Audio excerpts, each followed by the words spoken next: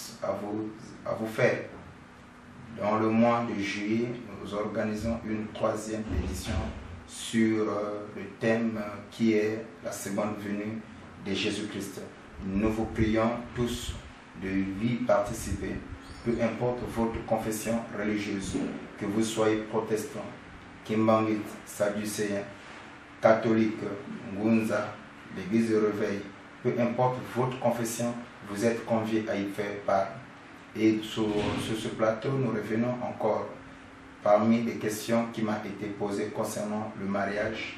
On m'avait posé la question, quel est le but du mariage? Bien aimé, il y a lieu à comprendre pourquoi d'abord l'homme doit se marier. Le mariage a un objectif, a un but, d'après le Tout-Puissant, celui qui est le créateur du mariage.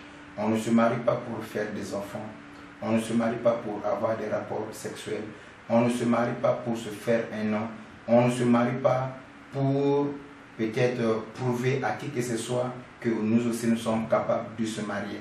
Mais si on doit se marier, c'est pour honorer la parole de Dieu. Si nous nous marions pour honorer la parole de Dieu, ça nous sommes dans la volonté parfaite de Dieu. Beaucoup de gens ont eu des problèmes, beaucoup de gens ont mal interprété, mal compris la notion du mariage. Voilà pourquoi il y a des foyers qui sont brisés. Voilà pourquoi il y a des foyers qui se sont brisés après avoir été mariés. 2 ans plus tard, 3 ans plus tard, les frères ou la sœur se sont trouvés divorcés, séparés. C'est la raison pour laquelle nous avons eu la peine de vous annoncer qu'il y a certaines personnes qui ont une mauvaise sous-bassement concernant le mariage. Donc le but du mariage, c'est l'unité parfaite. Mais avant d'atteindre cet objectif qui est l'unité parfaite, c'est d'abord avoir la compréhension pourquoi moi je dois me marier. On doit se marier pour honorer la parole de Dieu. Et le but final, c'est l'unité parfaite. C'est ainsi la Bible dit, lorsque l'homme et la femme se marient, ainsi ils ne sont plus 2, mais ils sont devenus 1.